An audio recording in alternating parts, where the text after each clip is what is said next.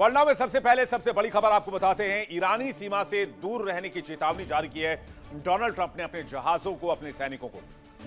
Donald Trump ऐसा क्यों कर रहे हैं और स्ट्रेट ऑफ होर्मुज की भूमिका इसमें क्या है? अमेरिका और ईरान जब आमने सामने है तो इतनी बड़ी तैयारी के बाद आखिर डोनाल्ड ट्रंप ये क्यों कह रहे हैं कि अमेरिकी जहाज ईरानी सीमा से दूर रहें? क्या अमेरिका को किसी बड़े खतरे का डर है? क्या ईरान ने कोई ऐसी तैयारी कर ली है या कोई ऐसी तैनाती कर ली है जिससे अमेरिकी जहाजों को खतरा है? या फिर स्ट्रेट ऑफ होर्मुज की चिंता अमेरिका को सता रही है जहां से दुनिया का 20% ऑयल पास होता है? वॉशिंगटन और तेहरान के बीच परमाणु कार्यक्रम को लेकर खींचतान अब सिर्फ कूटनीति का मामला नहीं, यह समंदर की लहरों पर युद्ध का खतरा है जो हम सभी जानते हैं।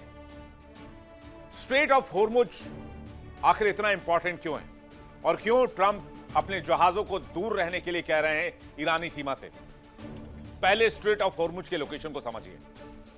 यह दुनिया का सबसे व्यस्तम शिपिंग मार्ग है। स्ट्रेट ऑफ होर्मुज एक चिकन नेक की तरह गलियारा है जहां से खाड़ी देशों से निकलने वाला, पर्शियन गल्फ से निकलने वाला जो ऑयल है, ये जो यहां से निकलने वाले जो शिप्स हैं, इसी रास्ते को होकर गुजरते हैं, जिसमें सऊदी अरब, कुवैत, यूएई का अधिकांश कच्चा तेल इसी सकरे रास्ते से होकर वैश्विक बाजार तक पहुंचता है।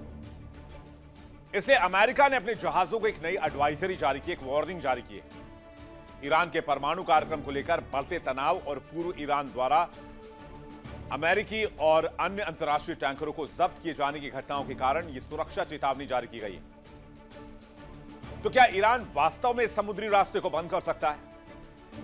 और अगर मान लीजिए कि अमेरिका के जंगी जहाज यहां से होते हुए, इस इलाके से होते हुए यहां पर पर्शियन गल्फ में आ जाते हैं जो कि ईरानी सीमा से लगा हुआ है, और अगर इस एरिया को, ये जो रेड सर्कल में हम आपको दिखा रहे हैं, इसको ईरान ब्लॉक कर देता है, तो यहां पर आकर जितने भी अमेरिकी जहाज हैं वो फंस जाएंगे और वो आ जाएंगे आयतुल्लाह खामेनेई के चक्रव्यूह में। फिर यहां से उनके लिए निकल पाना आसान नहीं रहेगा, क्योंकि ये एरिया ईरान जानता है कि उसे कैसे बंद करना है, कैसे ब्लॉक करना है। इसलिए स्ट्रेट ऑफ होर्मुज से दूर रहने की सलाह दे रहे हैं डोनाल्ड ट्रंप। ईरान के बॉर्डर से दूर रहने की सलाह दे रहे हैं और कह रहे हैं कि आप यहां पर गल्फ ऑफ ओमान में रहिए या फिर अरब सागर में रहिए, आप इधर ईरान के करीब मत जाइए। यानी अमेरिका को भी डर लग रहा है कि अगर स्ट्रेट ऑफ होर्मुज ब्लॉक हुआ तो फिर बहुत मार कुटाई हो सकती है इस इलाके में। एक तो तेल तो बंद होगा ही होगा, वैश्विक बाजार में, ऑयल मार्केट में, क्रूड ऑयल के बाजार में बहुत उथल पुथल हो जाएगी, कीमतों में बहुत उथल पुथल हो जाएगी और इसके लिए सब अमेरिका को जिम्मेदार मानेंगे। और इसके अलावा अमेरिकी शिप्स जो हैं, जो एयरक्राफ्ट कैरियर्स हैं, वो पर्शियन गल्फ में आकर फंस सकते हैं। ईरान कई बार इसे बंद करने की धमकी दे चुका है और अगर ऐसा होता है तो न सिर्फ अमेरिका के जहाज फंसेंगे बल्कि वैश्विक तेल आपूर्ति को भी झटका लग सकता है। राष्ट्रपति ट्रंप के नए एग्जीक्यूटिव ऑर्डर का क्या इंपैक्ट होगा? ट्रंप ने ईरान से प्रत्यक्ष या अप्रत्यक्ष व्यापार करने वालों पर 25% का टैरिफ लगाया है। इससे ईरान को आर्थिक रूप से पूरी तरह अलग थलग करने की कोशिश की जा रही है। लेकिन क्या इस तनाव के बीच कोई कूटनीतिक उम्मीद बची है या फिर अमेरिका इस डर की वजह से पर्शियन गल्फ से दूर ही रहेगा और बाहर से ही अपनी स्ट्रैटेजी चलेगा? ओमान की मध्यस्थता में अमेरिका और ईरान के बीच बातचीत चल रही है। हालांकि अमेरिका परमाणु समझौते के साथ साथ ईरान के मिसाइल कार्यक्रम और मानवाधिकारों पर भी सख्त शर्तें चाहता है। अमेरिका ने अपने जहाजों को हाई अलर्ट पर रहने के आदेश दिए हैं, लेकिन साथ ही साथ यह भी कहा है कि आप ईरान के बॉर्डर से दूर रहिए। इसी में अमेरिकी जहाजों की अभी भलाई है। वहीं अमेरिकी प्रशासन ने स्ट्रेट ऑफ होर्मुज से गुजरने वाले जहाजों के लिए नई गाइडलाइन दी है। इस गाइडलाइन के मुताबिक अमेरिकी जहाजों को ईरानी समुद्री सीमा से दूर रहने और किसी भी ईरानी बोर्डिंग प्रयास को तुरंत और मौखिक रूप से ठुकराने की सलाह दी गई है। यह तनाव ऐसे समय में, यह खबर ऐसे समय में सामने है जब दुनिया पहले ही एनर्जी क्राइसिस का सामना कर रही है। अमेरिकी परिवहन विभाग के समुद्री प्रशासन MARAT ने नई एडवाइजरी जारी की। इसमें कमर्शियल जहाजों को साफ निर्देश दिया गया है कि वो ईरानी समुद्री सीमा से जितना हो सकता है उतना ही दूर है। यह निर्देश ऐसे समय में आया है जब ईरान पूर्व में कई तेल टैंकर्स को जब्त कर चुका है। होर्मुज के इस पानी में छोटी सी चूक भी वर्ल्ड वॉर की चिंगारी को भड़का सकती है।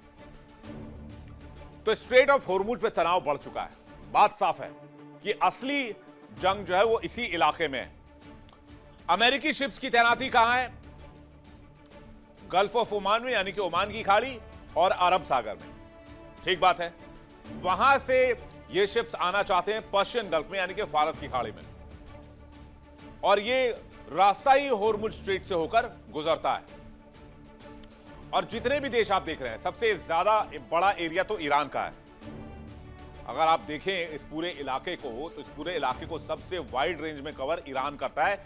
इसलिए यहां पर तूती बोलती है ईरान की, चलती ईरान की है, क्योंकि इस पूरे, आप अगर पर्शियन गल्फ को देखेंगे, फारस की खाड़ी को देखेंगे, तो पूरा बॉर्डर ईरान से जाकर लगता है और पूरे बॉर्डर पर ईरान के मिसाइल ड्रोन्स की तैनाती है। इसके अलावा आप बाकी देशों को देखेंगे, जैसे यूएई है, ओमान है, सऊदी अरब है, कुवैत है, इराक है, उनका जो ऑयल है वो यहीं से निकलकर ईरान के बॉर्डर से होता हुआ, होर्मुज स्ट्रेट से होता हुआ वैश्विक बाजार तक जाता है, जहां पर अमेरिकी जो एयरक्राफ्ट कैरियर है वो इस वक्त मौजूद है। लेकिन वो इस तरफ आकर यहां फंसना नहीं चाहते, जो ये शिप इस वक्त आप यहां पर देख रहे हैं। और यहीं असली खेल छिपा हुआ है। इस मैप के जरिए समझिए, एक तरफ ओमान की खाड़ी, दूसरी तरफ फारस की खाड़ी, और फारस की खाड़ी में कंप्लीट कंट्रोल ईरान का है, क्योंकि ये जो बाकी देश हैं ये चाहकर भी ईरान से पंगे नहीं कर सकते। अगर इन्होंने ईरान से पंगा लेने की कोशिश की अमेरिका के चक्कर में, तो इस पूरे इलाके की शांति भंग हो जाएगी और ईरान अकेला इन मुल्कों को ठोकने की ताकत रखता है। इसलिए अमेरिका यह कह रहा है कि आप अभी बाहर रहिए, आपको ईरान की सीमा के करीब जाने की आवश्यकता नहीं है, यानी कि आपको पर्शियन गल्फ में अभी नहीं जाना है।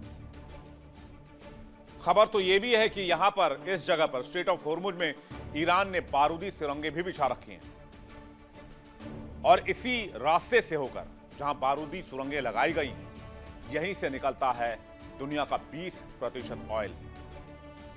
यानी अगर ईरान ने स्ट्रेटेजिकली इसको ब्लॉक कर दिया तो फिर तेल रुकेगा, तेल रुका तो व्यापार रुकेगा, व्यापार रुका तो दुनिया की अर्थव्यवस्था कांप जाएगी, तेल बाजार कांप जाएगा, शेयर मार्केट में हाहाकार होगा। ईरान इस चोक पॉइंट में बारूदी सुरंगें बिछाकर रेडी है, यह भी रक्षा जानकार बता रहे हैं। मतलब साफ है, ईरान एक झटके में दुनिया की 20% ऑयल सप्लाई काट सकता है। अमेरिका, यूरोप और खाड़ी देश, सबकी निगाहें 33 किलोमीटर के इस पॉइंट पर टिकी हुई हैं जहां पर यह पूरा खेल चल रहा है। इसलिए अमेरिका ने एडवाइजरी जारी की है। अमेरिका ने साफ किया है कि उसके जहाजों की और सैनिकों की सुरक्षा सर्वोपरि है। गाइडलाइन में साफ कहा गया है कि जहाज नेविगेशन की सुरक्षा से समझौता किए बिना ईरान के क्षेत्रीय समुद्र से अधिकतम दूरी मेंटेन करें। अमेरिका ने अपने कमर्शियल जहाजों को एक एडवाइजरी दी है और साथ ही साथ सैनिकों को भी एडवाइजरी दी है। यह भी जानकारी मिल रही है कि आपको समुद्री सीमा से, ईरान के समुद्री सीमा से दूर रहना है। यदि ईरानी सेना बोर्डिंग यानी कि जहाज पर चढ़ने की अनुमति मांगे तो आप मत दीजिए। सबसे पहले ईरानी सेना को जहाज पर चढ़ने से मना करें। जबरन चढ़ जाएं तो बलपूर्वक विरोध नहीं करना है। तो क्या अमेरिका ईरान से डर गया है? अमेरिकी प्रशासन यह मानता है कि किसी भी तरह की झड़प वैश्विक तेल सप्लाई और अंतर्राष्ट्रीय सुरक्षा के लिए खतरा बन सकती है। यही वजह है कि उन्होंने जहाजों की सुरक्षा पहले, टकराव बाद में की हिदायत दी है। यानी अमेरिका ईरान टकराव की आहट और ईरान की तैयारी नजर आने लगी है। वरना अमेरिका जैसे देश को किसी ईरान जैसे देश की सीमा से दूर रहने की सलाह क्यों देगा? जाहिर सी बात है, अमेरिका जितना ताकतवर है और जिस हिसाब से वो ताकत रखता है और जिस हिसाब से उन्होंने एयरक्राफ्ट कैरियर्स डिप्लॉय किए हैं, और एयरक्राफ्ट कैरियर ही नहीं, जिस तरह से यूएस आर्मी बेस है इस इलाके में, वहां पर यह मैसेज देना कि ईरानी समुद्री सीमा से दूर रहिए, जहाजों की सुरक्षा कीजिए, आंखें बंद करके बैठने की गलती मत कीजिए। यानी अमेरिका के पास ईरान की तरफ से कुछ तो ऐसा इनपुट है जिससे वो समझ रहे हैं कि इस बार ईरान केवल कोरी धमकी नहीं दे रहा है, ईरान के पास असला बारूद प्रचुर मात्रा में मौजूद है और इसलिए अमेरिका अपने जहाजों को वार्न कर रहा है, न कि ईरान को कह रहा है। अपनी तैयारी पहले पुख्ता कर रहा है, अपनी सुरक्षा पहले देख रहा है, अपने जहाजों को कह रहा है कि आप ईरान के करीब मत जाइए। और मैटर ऑफ द फैक्ट यह है कि अमेरिका के कई ताकतवर युद्धपोत ईरान के करीब हैं, लेकिन वो ईरान की सीमा के करीब नहीं जा सकते हैं। ईरान को किन किन एयरक्राफ्ट कैरियर्स ने घेरा हुआ है? USS Abraham Lincoln, USS Spruance, USS Michael Murphy, USS Frank E Peterson अरब सागर में मौजूद है। अमेरिका का सबसे बड़ा जंगी बेड़ा इस वक्त ईरान को घेर कर खड़ा है, लेकिन अमेरिका उसकी सीमा तक जाने की हिम्मत नहीं जुटा पा रहा है, जबकि इजराइल जैसा साथी मिडिल ईस्ट में अमेरिका के सपोर्ट के लिए बैठा हुआ है। तो ईरान ने ऐसी कौन सी ताकत बना ली है? ईरान के पास ऐसा कौन सा हथियार है जिसे अमेरिका का सबसे खतरनाक aircraft carrier USS Abraham Lincoln भी ईरान की सीमा के करीब जाने से बचने की कोशिश कर रहा है? और अरब सागर में किसी आम युद्धपोत की तरह चल रहा है, जबकि ये युद्धपोत चलते फिरते दैत्य हैं। ये स्टील के जहाज नहीं है, ये अमेरिका की सैन्य ताकत, तकनीकी ताकत, वैश्विक दादागिरी, वैश्विक दबदबे का तैरता हुआ सबूत है। इसके डेक से एक दो नहीं 70-80 फाइटर जेट आसमान में हुकूमत करते हैं। इसके रेडार समुद्र की हर हरकत पर नजर गड़ाए रहते हैं। ये जहाज समंदर में लंगर नहीं डालते, संतुलन बदलते हैं। लेकिन अरब सागर में होने के बावजूद अमेरिका के ये जहाज ईरानी सीमा तक पहुंचने की ताकत नहीं दिखा पा रहे हैं। इतना ही नहीं, यूएसएस माइकल मर्फी और यूएसएस फ्रैंक ई पीटरसन भी इस ऑपरेशन का हिस्सा हैं। और ये कोई आम गश्त नहीं, पेट्रोलिंग नहीं है, ये अमेरिकी ताकत का खुला प्रदर्शन है।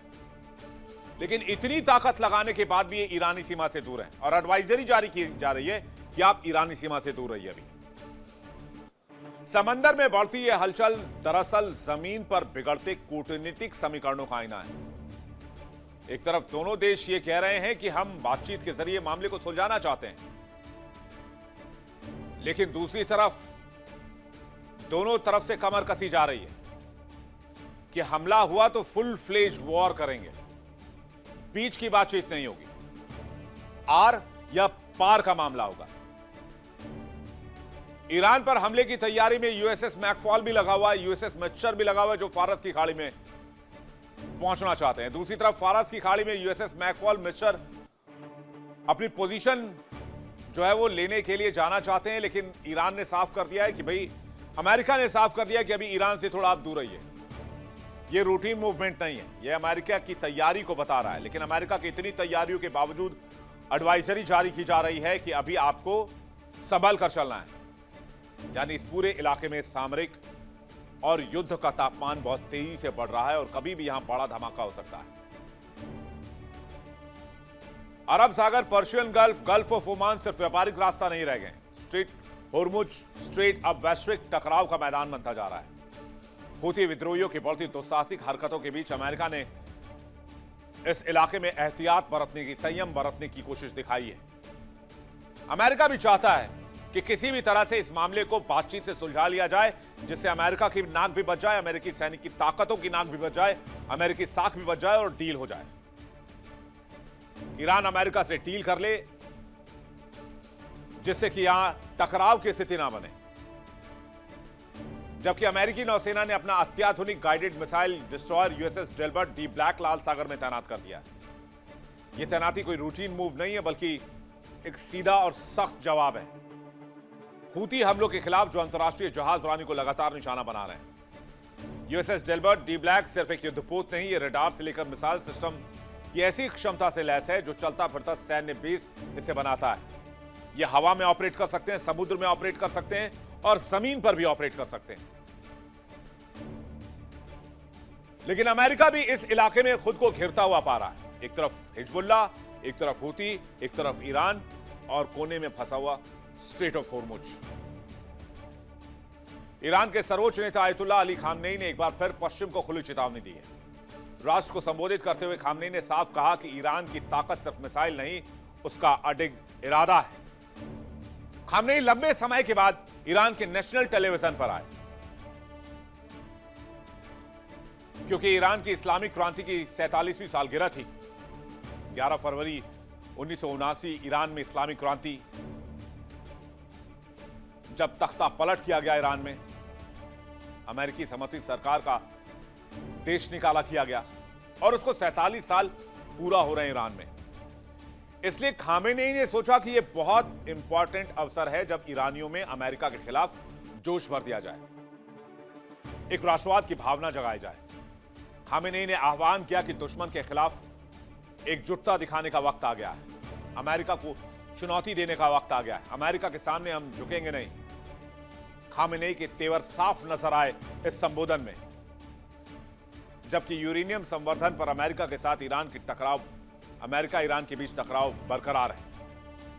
खामनेई ने ईरानी जनता से एकजुट होने की अपील करते हुए कहा कि दुश्मन को निराश करना ही अब असली जवाब होगा।